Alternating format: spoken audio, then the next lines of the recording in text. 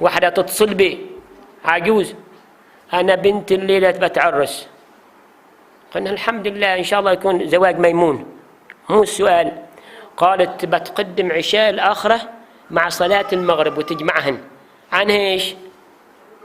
أجب عما يأتي. عن ايش؟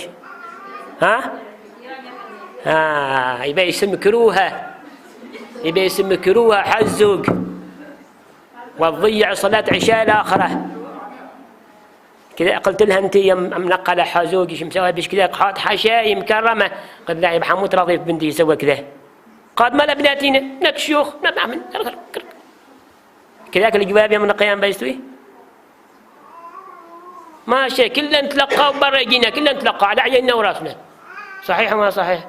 كما جاكم بيجيكم. ترى هذا بلاء، هذا مرض، هذا يحشي يعدي.